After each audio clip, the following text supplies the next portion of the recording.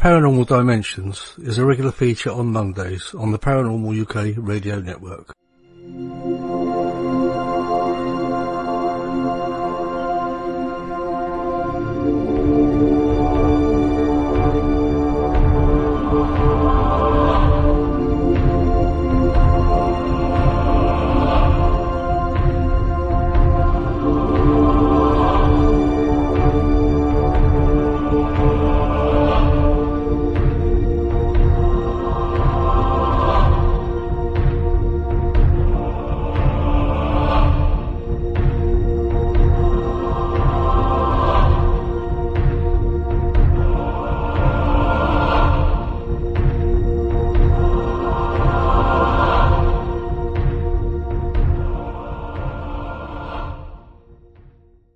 Hello, this is Philip Kinsella, and you're listening to the Paranormal UK Radio Network, the UK's biggest paranormal network, and this is Paranormal Dimensions with David Young. Hello and welcome to the final show of 2019. We've got an interesting guest for you today. I'm just going to do some call-outs first. I've got Laurie Myers of Kimberling City, Missouri, USA, Eric Cooper of Concrete, Washington, USA, and Vivian Powell, London, UK. And Vivian's going to be a future guest early in the new year. Today's guest we've got is basically a skeptic. Now, for a paranormal, we need to be looking for from a skeptic's point of view, as I've said on many occasions. Now, today's guest is Hayley Stevens. She's got a blog that says Hayley as a Ghost, and she started this blog in 2007. She uses scientific skepticism to investigate weird stuff and writes about it while also speaking publicly about how to ghost hunt as a skeptic. So, without any further ado, welcome to the show, Hayley. Hello. Thank you. Hi. Thank you for having me. Oh, it's a pleasure to have you on. As you say, I was telling you now, I've read a few of your blogs over the years, and they're all very interesting. And I think very important part of the paranormal is to actually look at it from a skeptic's point of view very often. You know, we shouldn't just go in accepting everything's paranormal. You know. No, absolutely. I agree. Yes, I agree. Yeah, I think you started out, you worked in a haunted bakery, as I understand it. That's right, yes. So when I was a teenager, I kind of first got involved in ghost research when I was about 18 years old. And as a child, you know, it goes even further back really, but as a child, I grew up in a house that myself and my younger brother and my mum thought was haunted. So I've always had a curiosity about ghosts, but never, at that stage of my life, I was never interested in sort of researching them or anything like that. And then as I got older, probably about 16, 17, I discovered that ghost hunting was a thing and watched television shows, joined lots of different websites where people spoke about their weird experiences. And then around the age of 17 or 18, I started to work in a bakery shop, and some really weird things started to happen in this bakery shop that even sort of to sort of now I look back and can't think of an explanation for. Some of them I could maybe explain, but obviously you can't go back in time and investigate the conditions and so on. So it's all just speculation really, which doesn't really provide any answers. But yeah, there were some really strange things that happened whilst working in this bakery shop. And around that same time, that really piqued my curiosity, and I became involved in ghost research. And I actually managed to, so the bakery shop is in a shopping centre.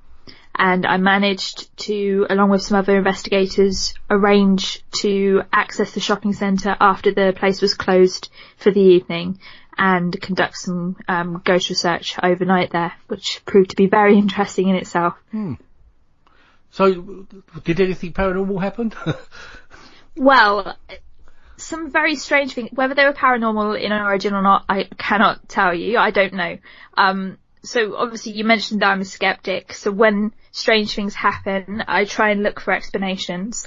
And if I can't find an explanation, then I will chalk it up as something that I can't explain.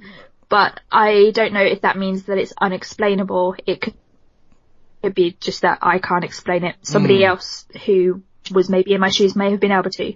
But yes, there was lots of weird things happen that I can't find an explanation for.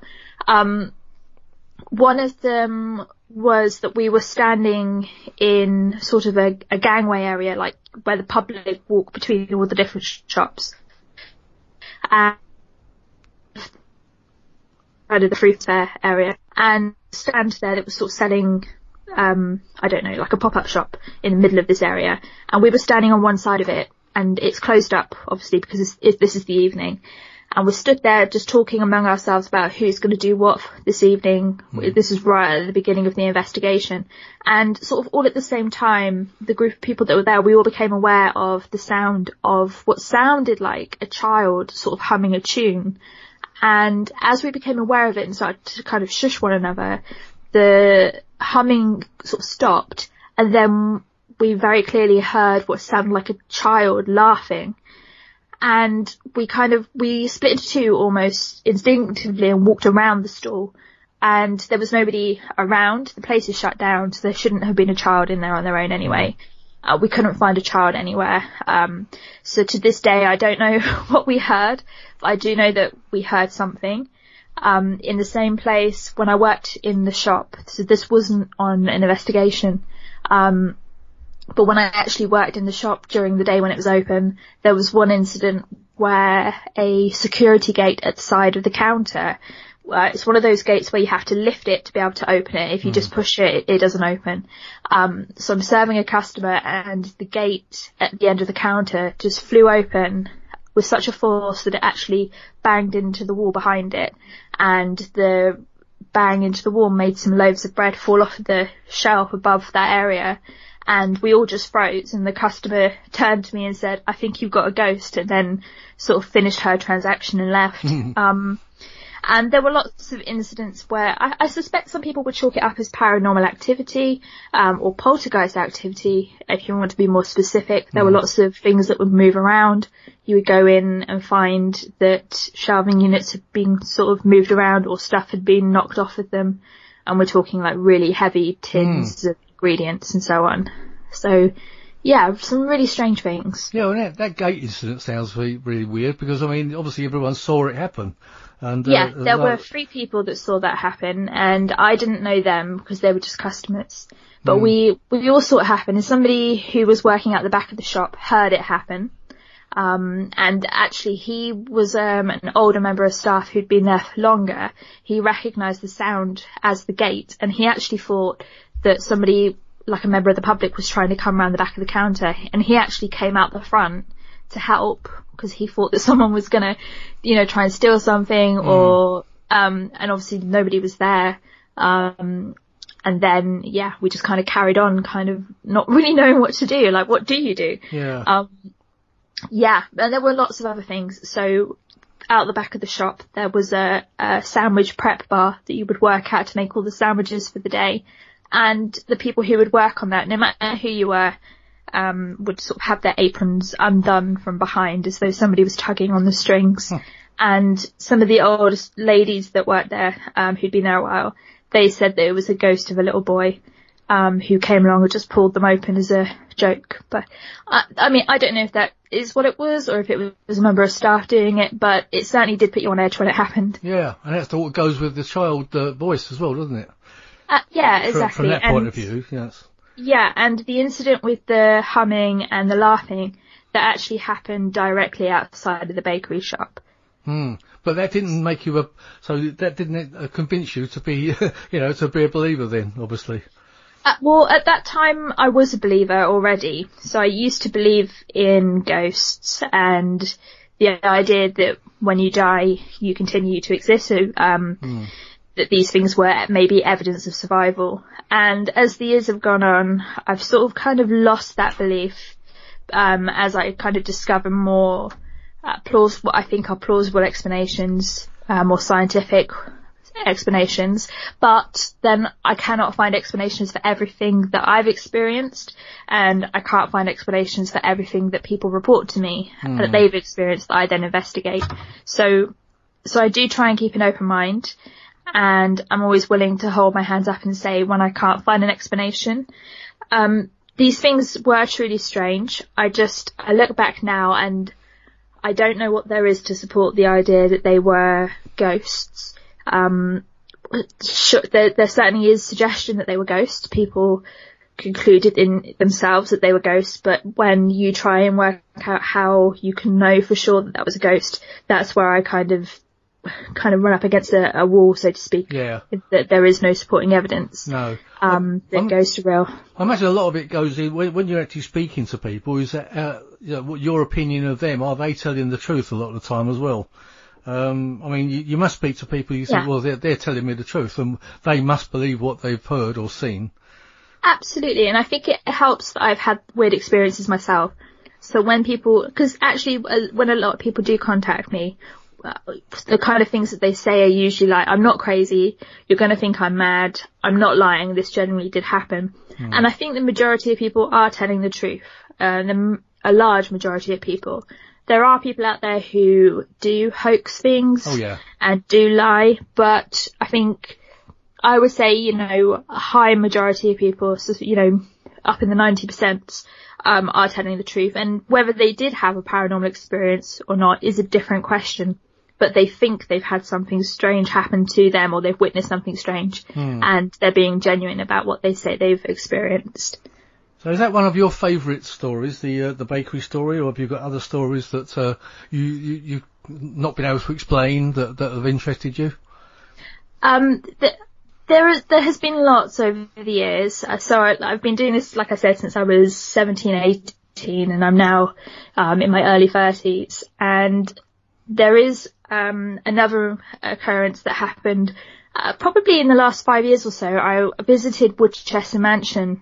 A friend managed to organise a sort of overnight tour, not a ghost hunt as such, but we were given like a tour of Woodchester Mansion at night time when it's really dark, and quite terrifying, just as an empty building. Yeah, they are quite creepy, aren't they? Yeah, and so we were in the Woodchester Mansion. We heard a few strange noises, and we all felt a little bit on edge. Nothing major happened, and then because of the nature of the building, for anyone who's not familiar with the story, I don't know the entire backstory off by heart, but as this Gothic mansion was being built, the builders and the carpenters and so on, they all put down tools and left and didn't come back and finish the building. So although it's an enclosed building and it's got a roof on walls and so on, there are doorways that lead to nothing. There are staircases that go nowhere. Windows that don't actually have a window in them, things like that, So it's almost incomplete, but there are elements of it which are complete. So it's very disorientating and quite atmospheric. And because of the nature of the building, the bathrooms are actually outside. They have like a prefab, almost like a porter cabin bathroom outside. And so during the evening, I went out to use the bathroom, and I was in there on my own, in the ladies' part on my own, in the cubicle.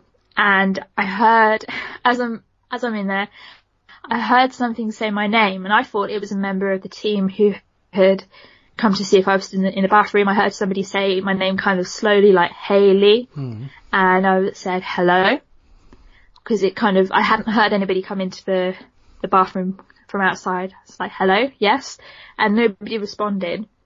And then when I left the cubicle, washed my hands and went back out, I said to the people out there, did someone just come into the bathroom? And they all looked really confused because nobody had left the group. It was just me in there. And that one is quite strange because obviously my name is, just as anybody's name, it's quite precise wording. It's not like just like a random noise. It definitely sounded like my name being called, to the point where I thought it was actually somebody coming to get me. So that one's quite strange as well. I still don't have an explanation for that. Yeah, and because you're basically a skeptic anyway, you wouldn't have sort of conjured that up to think, oh, that was obviously a ghost of some sort, because your mind's telling you that from a skeptical point of view that it wasn't, doesn't it? If you see what I'm coming from. Yeah.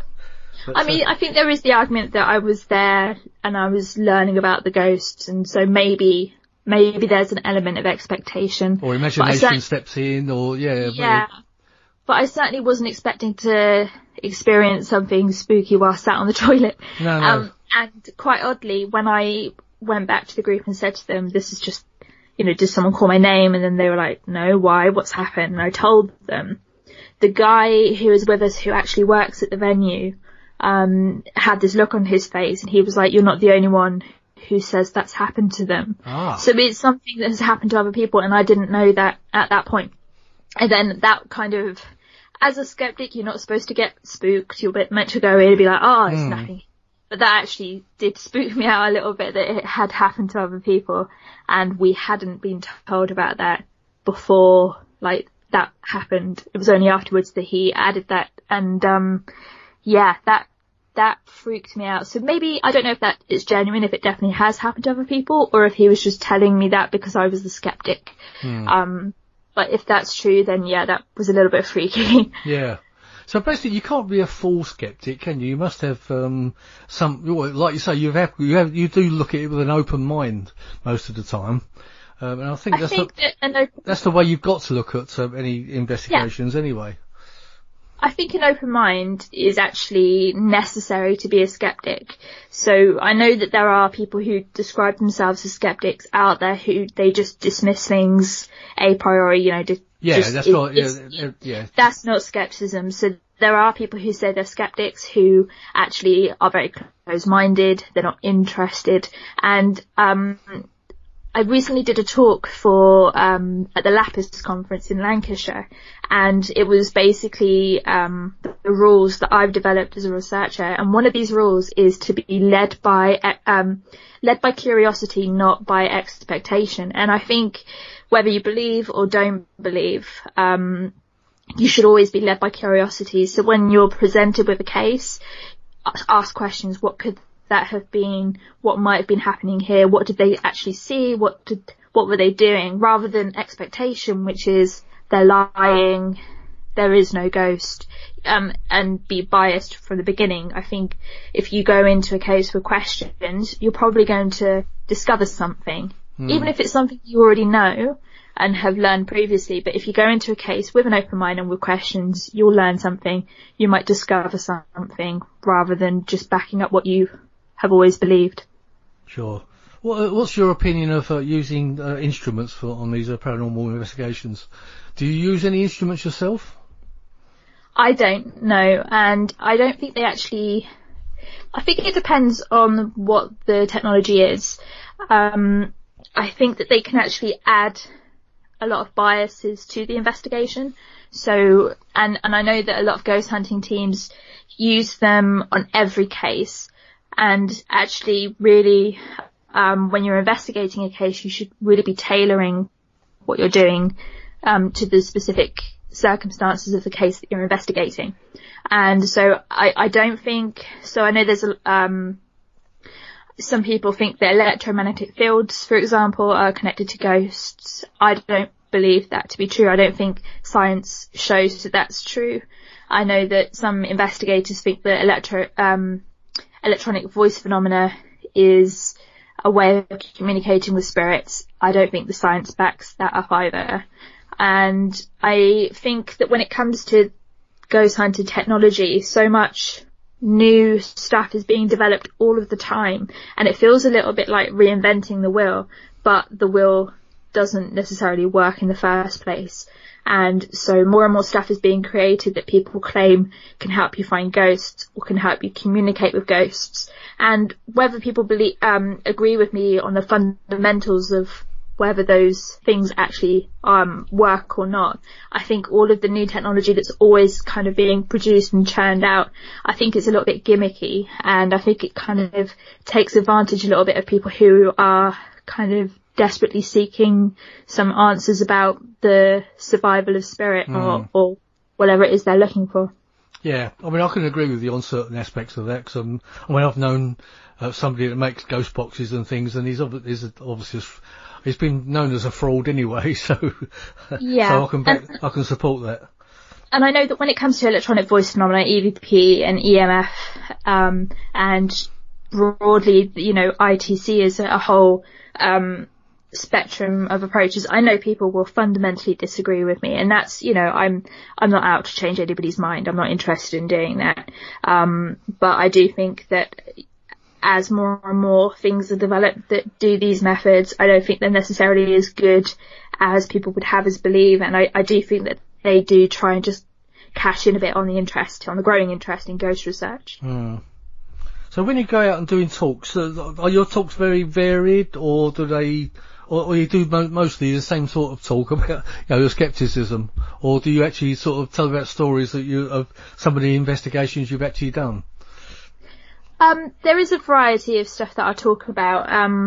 I talk to mixed audiences, so I'll speak for skeptic events where it is mainly skeptics in the audience. Right. Yeah. I also speak at paranormal events, where it's the audience has hardly any skeptics, and also the general public, so people who aren't really involved in this at all. And when I'm talking to the skeptic organisations, the kind of message that I'm trying to get across is that paranormal eyewitnesses and the weird things that people will report happening are worth investigating. We shouldn't be dismissing them. And I also introduce them to the different methodologies involved and so on, and how maybe you can, there's some very basic sort of explanations for photographs and like orb photos and so on. And when I also when I speak for them, I give first-hand examples, some of the ones I've mentioned to you, and other examples of strange things that I've investigated and also that I've experienced. I also, but I don't like to tailor my talks so that when it's a skeptic audience, I do this talk, and when it's a paranormal audience, I do this talk, because I think that's a bit patronising, to kind of cater it specifically for different people. So I try and keep the core messages the same, which is that it's good to be scientific and rational, but it's also good to be curious and open-minded and not to just dismiss things straight out of hand. And so I actually, in early November, I delivered a brand new talk for the LAPIS conference, which is the Lancashire Anomalous Phenomena Investigation Society. And I did my talk, it was the first time I delivered it. It's called The Trials and Tribulations of a Real Life Ghostbuster. And it was basically an introduction to what it's like to be a ghost researcher who doesn't believe, and the rules that I've kind of developed over the years based on investigations that I've done. So I mentioned before, be led by curiosity, not expectation. Another one of the rules is don't be taken for a fool, and that's based on an investigation that I did where we actually caught somebody faking activity. And so I just talk about the rules. They're kind of like common sense rules, but maybe things that I've developed over the years and taken on board that I hadn't necessarily considered at first, to try and make sure that the research I'm doing is as good as it can be. I actually find it surprising there is a skeptic conference of such. I mean, most of the conferences I've ever been to, everyone's kind of more or less a believer, and they're there to sort of get that reinforced. I didn't know there was a skeptic based. Well, I think that when it comes to skepticism, I think that there's this kind of this false idea that you have people who believe in the paranormal and then people who are skeptics are on the other side of the fence. But actually, I think it's possible to believe in the paranormal and still use skepticism when it comes to claims that people are making. I think skepticism is a methodology, and it should be a methodology rather than an ideology. And because the moment that you start describing your belief or your non-belief as I'm a skeptic, I don't believe, and correlating them as being the same thing, I think that becomes very easy to then cloud your judgment. I would prefer, I do use skepticism to describe my methodology, so I use scientific skepticism to analyze information, and when someone makes a claim, to try and work out if there's evidence to support it. I say that I'm open-minded. I think being open-minded is important for believers and non-believers, and I think using a skeptical methodology is important again for believers and non-believers. Yeah. And I don't think that only non-believers use skepticism. I think believers can as well. Yeah, I mean, you got to. I mean, I do believe in the paranormal. I've witnessed things, and obviously you've still got to look at things skeptically. I mean, whenever you hear noises in an old house, there's going to be old creaking floorboards and drafts and everything anyway. So you've got to look at what they can be anyway. And I think on the flip of that as well, it's not just, something strange has happened, so how do we explain that away? It's also analysing the explanations that people provide. So, for example, in the newspapers very recently, there were stories that said that certain moulds growing in your home could cause you to see ghosts. And I didn't see that one. No, I must have missed that one. And on the surface, that sounded a bit plausible, but then when you actually start looking into it, there's no science to that at all. So it made no scientific sense, and it was being provided as an explanation for why people see ghosts. Yeah. So it's not just using skepticism to say, Mrs. Smith says that she saw or that she heard a ghost in this house. What could the explanation be? Let's go and see if the wires are faulty. Is she on medication? It's when someone says Mrs. Smith saw that ghost because she's on medication, it's questioning, does that make sense? Is that a logical explanation? Just as much as saying, is the explanation that she saw a ghost a logical explanation? I think it's treating all ideas with skepticism to see if they have evidence to support them, and we can all do that. And I think you can't just treat paranormal claims as something to be skeptical of. You also have to treat other claims as something to be skeptical of until you see the evidence and it makes sense. And that's a fundamental part of the scientific method, actually, is to constantly be questioning findings. Sure. And so when people hear that you're a skeptic who investigates the paranormal, they think that you're just out to debunk things and go, that's not a ghost, there's no such thing as ghosts. But I think there's so much more that can be done using the skeptic methodology. Yeah. I mean, you do get that type. I mean, I'm very interested in UFOs and things like that. And there are people that just outwardly just say there aren't any UFOs. Well, I know there is because I've seen a couple, and I know they were UFOs. Yeah. Well, we've seen that disclosure from the US recently, and we know that people are definitely seeing unidentified flying objects, and culture, through cultural history, we know that there have been cases where people say that they've seen mysterious lights in the sky, and explanations have not necessarily always been found. So, I think you definitely have to be open-minded about this stuff. Yeah, definitely. I mean, the one, I'll just give it to you quickly. The one I saw was back in 1967, and it was a big orange orb going across the sky, and it was completely silent, and then I thought back to when I was a kid. I was actually sitting on my steps when I lived in London, and I was actually watching a star move and stop and move and stop. And I'm talking about the late 50s. There was no such thing as a satellite. So what the hell was that? It's things like that we know very well that stars don't move and stop and move. So I've never been able to explain that. But obviously at the time I just thought, it's a star moving and stopping. Being a sort of 8-year-old kid. And this is the kind of stuff that really interests me, because weird things do happen, and whether you believe or don't believe, you have to accept that people have really strange experiences, and then are not always satisfactory answers for those experiences. And I think these experiences that people have make the world a much more interesting place. And I think it's this probably makes me a really bad skeptic, by the way, but I think it's okay to not always have an answer. I think there could be this kind of urgency that some people who identify as skeptics have to provide an answer. It must have been a satellite, it must have been this, it must have been a Chinese lantern or a balloon, and it could have been those things, but historically looking back, it can be very difficult to establish an answer, and sometimes it's fine to just go, I don't know what that was for sure. Who knows? And I think that's fine. I think a little bit of mystery is fine. Yeah. I mean, casting your life back to your earliest days, what actually set you off on this path? Was it just sort of watching movies and science fiction and reading books and things, or? Well, as I mentioned, we grew up in a house which we thought was haunted, and some really, really spooky things happened there. If there was a ghost there, I remember growing up and thinking that it didn't want me and my brother to be there, or it was kind of tolerating our presence in the house as unruly children. And so I grew up with an interest in ghosts, but not enough of an interest that I wanted to go and be a ghost hunter or anything like that.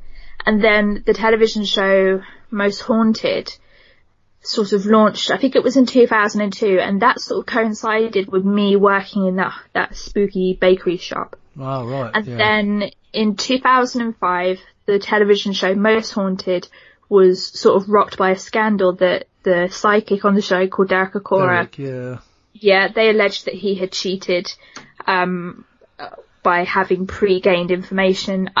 Who knows what really went down, because show business. And that made me go, do you know what? If I want to find the answers to these questions, I need to go out there and actually do the research for myself, rather than relying on Yvette Fielding and co to provide those answers for me. And it just kind of went from there, really. Yeah, I did hear a talk once from Richard Felix. You must have heard that name. Yeah, absolutely. He worked on that show, and he did mention about Derek Acorah. He did say he's a very good medium.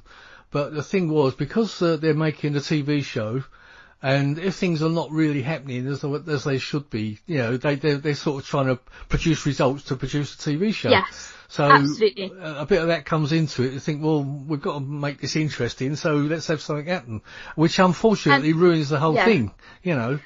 Absolutely, and I think people, I think 17-year-old me probably didn't appreciate that at the time, and as I grew up, I learned my lesson, and I think it's possible that Derek Acorah did get information ahead of time and then use it, but I also think it's possible that the television show used him as a bit of a scapegoat because of the flack that they were getting about faking things and so on, and used him as a scapegoat, got rid of him, and then tried to carry on as though they were now, a truthful, honest show. Who knows? All I know is that that is the sort of point in time that kind of then springboarded me into actually going to research these things myself, rather than just watching TV. Yeah, I mean, it's still on the air, isn't it? They're still it is. So.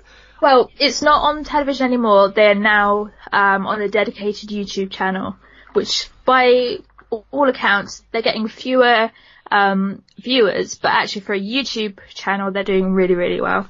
Oh, right. Well, I suppose that. Yeah. Because it was on the Really channel for quite a while, wasn't it? Up to about series 19 or something. Yes, they did a lot of series, and then I think it didn't get renewed, so they've then gone fully online. Yeah. Well, I think a lot of things are going that way nowadays anyway, aren't they? Yeah, yeah. But, on TV now, we get so many paranormal shows now on the History Channel and Discovery Channel, mostly about UFOs, but you do get the odd other paranormal thing as well.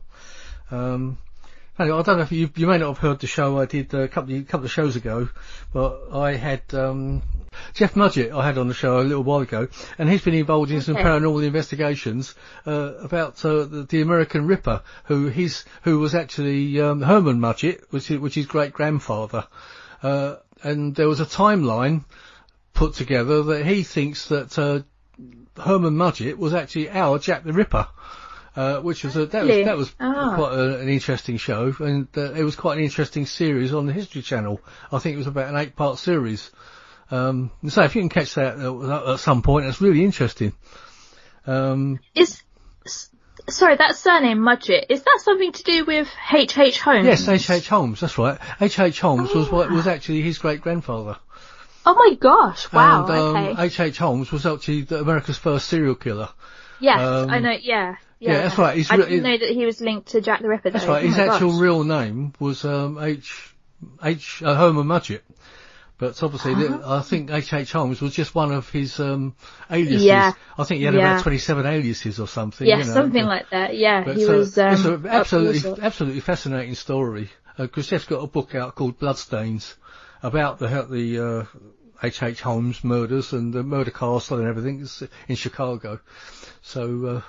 Wow. I digressed a little bit. I just thought you might be interested in that because definitely I am. I love all that kind of thing, and actually I think that's something that you find when it comes to the paranormal research field, that there is an interest in these weird things that people experience in the supernatural and the paranormal, but also there's often a historic interest too, and Yeah. Especially in sort of true crime history, and because a lot of famous hauntings tend to have these links to terrible things that have happened in the past, so there's often quite a lot of overlap. So yeah, that sounds fascinating. Well, to be honest, that's what I find interesting with the most haunted shows when we see them. It's actually when they, the introductory part of the show, when they're actually telling you the history of the venue or the place that they are. I find that pretty interesting, much more than maybe the show itself, when they're sort of running around screaming at, when the lights go asking for something to come out and then screaming when it does. And not pointing the camera at the room, but pointing it at their face instead. Yeah. That's so frustrating. Yes. But what I find interesting about the way that Most Haunted use history in their show is that they often use it in an emotional way. So when they did the episode from Pendle Hill in Lancashire, where they claimed to be communicating with the ghosts of people who were persecuted as the Pendle witches. The way that Yvette Fielding and Derek Acorah and so on, the way that they spoke to these alleged ghosts was they were calling them names, they were being aggressive and rude and going, come on then, bring it on. When we know that those people were probably not evil people and not guilty necessarily of the evil deeds that they were persecuted for. That's true. And then in another episode, Yvette Fielding and so on, they were in, I can't remember, it was a nightclub. I think it was Caesar's nightclub, and it's said to be haunted by the ghost of Ruth Ellis, who was the last woman to be hanged in the UK. She shot her boyfriend, I think. She shot him to death. Yeah, was it in the late 50s or something like that? That's right, yeah. It was in the 50s. And so she was guilty of a crime, and I understand it was a crime of passion, and it doesn't mean you're necessarily evil. But they showed absolute sympathy to Ruth Ellis, which is fine. But on the other hand, they were really harsh and horrible to the Pendle witches. And that was because the Pendle witches was a Halloween episode, and so they had to make it seem a lot spookier and darker. And I didn't really like the way that they kind of revised history to kind of follow the narrative that they were trying to spin. I kind of found that quite, although I like the historic aspect that they bring to it, I thought that was, I don't know, there was just something a bit abusive about that. Yeah, because I agree, because most of those people that were accused of being witches, they were persecuted, and like you say, they were probably just innocent ladies, and or men in some cases, but they weren't all women, were they? But no, there was at least one or two who were men, I believe. Yeah. Yeah, it's interesting stuff. So, I know you did a blog once. I mean, don't mention any names, but about fake fake paperwork, about things about qualifications. Yes. I know that, and that's kind of what sparked my interest in your blogs actually from some years back.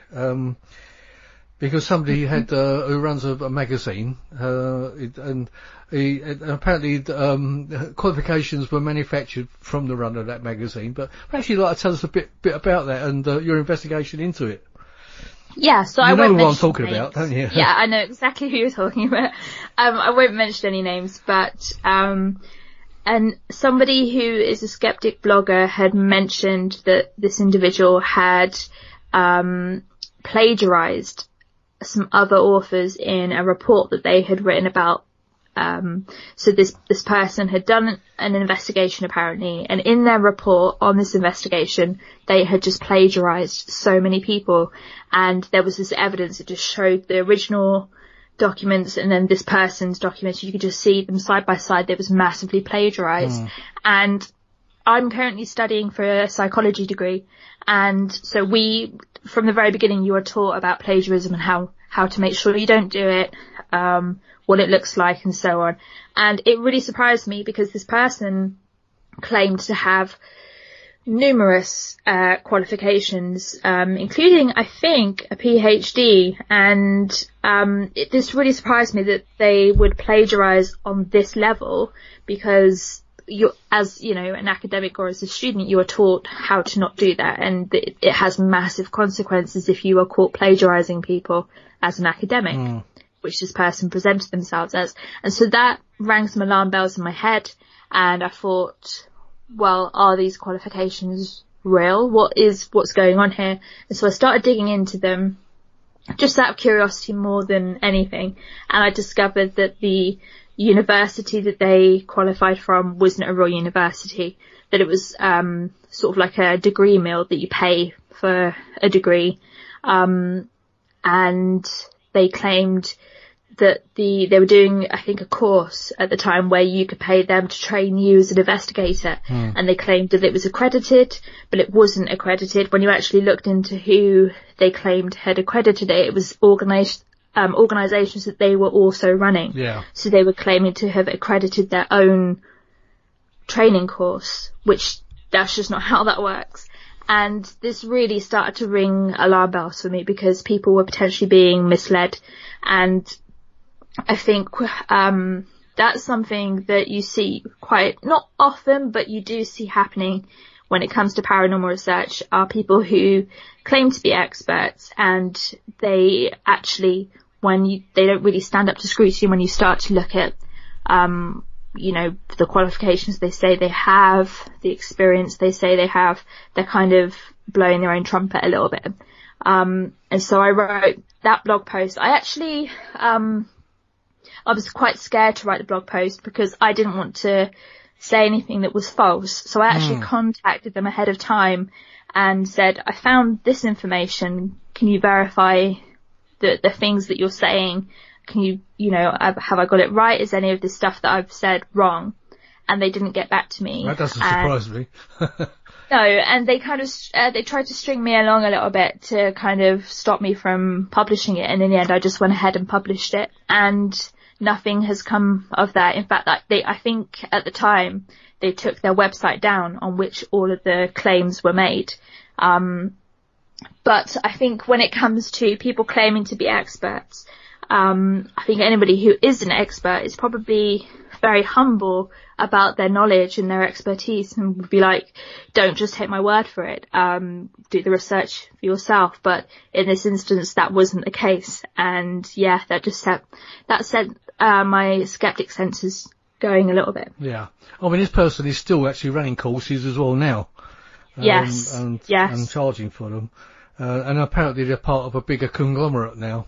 They've joined together with a big site that's on the quite freely available to everyone on the internet now. Yeah, I've seen it. Yeah. And I believe you have to pay to be part of it now.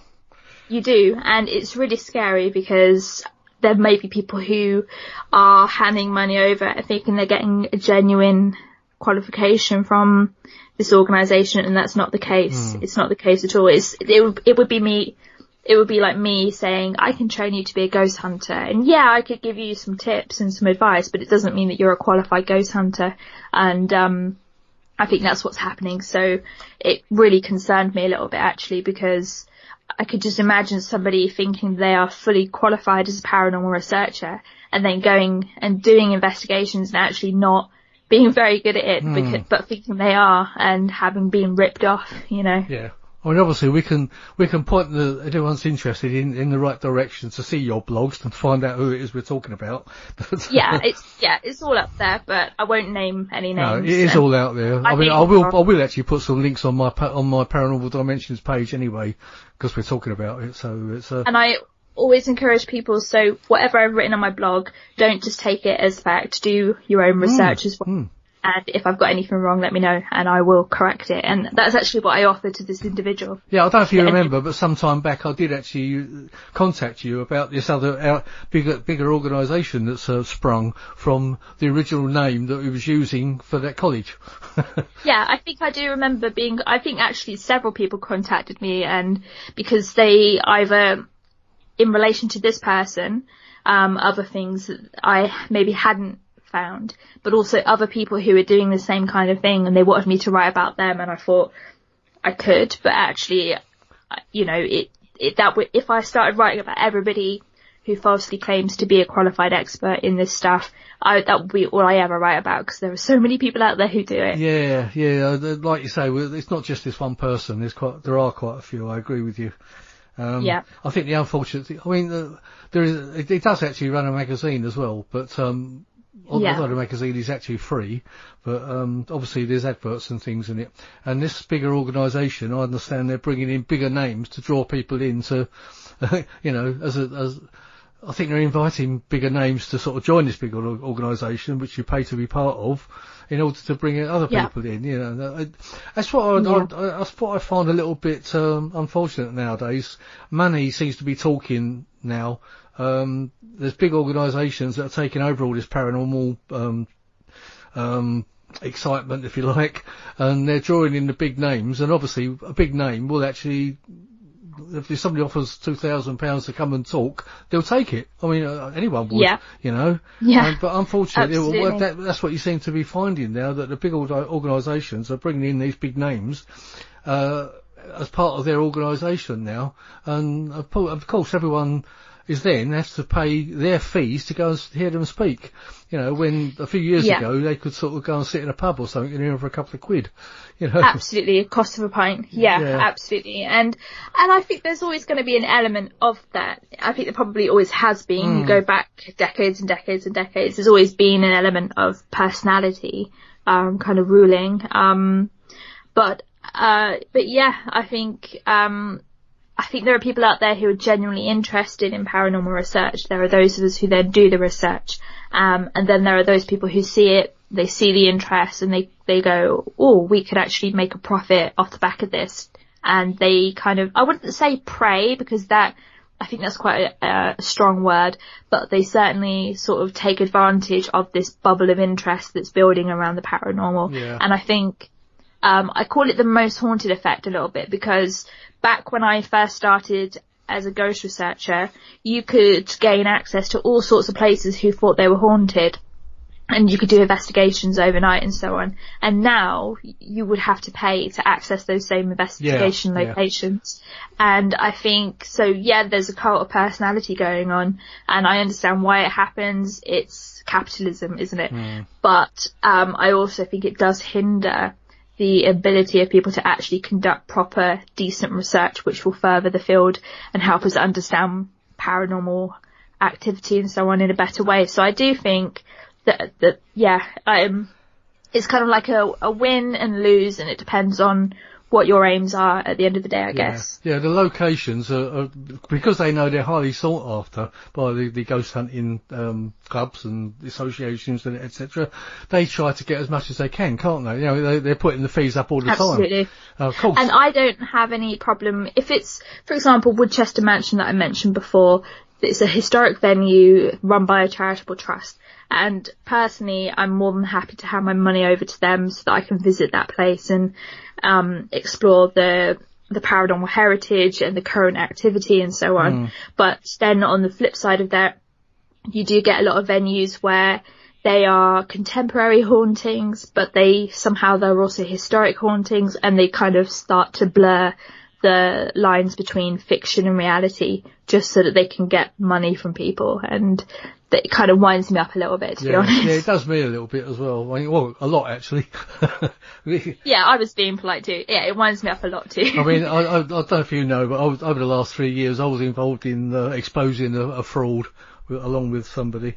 There's been a lot of bad blood on Facebook and everything over it, but good old Facebook. It has showed fruition, because this person is now well known as a fraud. So there you go.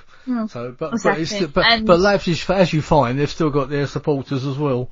But I mean, when you've actually sort of out and out proved that they're a fraud and a liar and everything, and these people still support them, who are the fools? Well, it goes, so as I mentioned, I'm researching psychology, and there's something called cognitive dissonance, it's quite complex, but as a watered down explanation, if you believe in something or you support somebody and you're invested in that belief, so maybe you spent a lot of money on it or a lot of time, or you feel like a part of a community of fans or so on, if their integrity is called into question, you experience cognitive dissonance. So you've got conflicting information, and some of that information is actually quite comforting to you. So when criticism is then leveled at the person that you support, or the organisation that you support, or the belief that you hold, it tends to bolster your belief in the thing that's being criticised. And it's something that, even though you can be aware of cognitive dissonance and what it is something that you still experience, because it's a very human thing, unfortunately. Yeah. Well, what a strange thing is with that is that I was actually I believed this person as well until I found out, because they were actually lying to my face, and I realised it. Oh gosh. And, so I was actually one of the believers, but then through certain things that happened, became we did a big investigation into this particular person, and basically we found that basically it was all lies. It was to do with a UFO incident, but and it was quite a well-known one. So I think I know what you might be talking about. Yeah. I won't say anything. No, that's all right. It's it's quite well. It's out there. Anyone that knows me knows all about it anyway. So, but anyway, so what are your plans for the new year? Have you got any talks and things planned, and planned blogs? Well, not every year, but for the last 5 years or so, at the end of the year, I have done a blog post called The 5 Worst Ghosts of, and then 2016, 2017. Oh, right. And so I am planning to do a Worst Ghost of 2019 blog. Normally by this time I've already started it. I haven't this year. We've just gotten a new kitten who's not very well, and there's just so much going on. But I am planning to do that, and basically it's a rundown of sort of really rubbish ghost stories that have appeared in the news in the last year that are clearly like insects on cameras, and just as a rundown of the year, the celebration of the worst ghosts of the year, basically. I don't have any talks planned, though there is a chance that I might be doing one in Manchester, but it hasn't been confirmed. And anything like that will be available on my blog, so I always update my blog with upcoming events and so on. Yeah. I mean, I'll put some links to your blogs on the page anyway. If anyone wants to get in touch with you, how can they do? Do you mind people getting in touch with you if they've got stories and things? Yeah, that's fine. So yeah, again, through my blog, which is hayleyisaghost.co.uk. I'm also on Facebook. So there is a Hayley is a Ghost Facebook page, and on Twitter, my handle is @HayleyStevens, and that's HAYLEY, and then Stevens with a V. Right. Was that your dad calling you? I think I heard in the distance.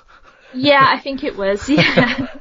I won't keep you much longer. Just before we close, we mentioned about orbs just now. What is your opinion of most orbs that are seen? I think it's so the explanation that most people give is that it's just dust, but I think it's more than that. I think it's so I come from a family of people who are interested in photography, and so in the field of photography, things like orbs are known as circles of confusion, or artifacts. So they're considered just artifacts that are in the in front of the viewfinder when the photo is taken, and because they're close to the lens and are illuminated, they look fuzzy, out of focus, and so on. So I think that is the cause of orbs. I actually did a talk a couple of years ago in London, which was called Insects Caught on CCTV, and it was just entirely a talk about cases where ghosts, what people claim was a ghost, was actually an insect on a CCTV camera, and there are so many of these.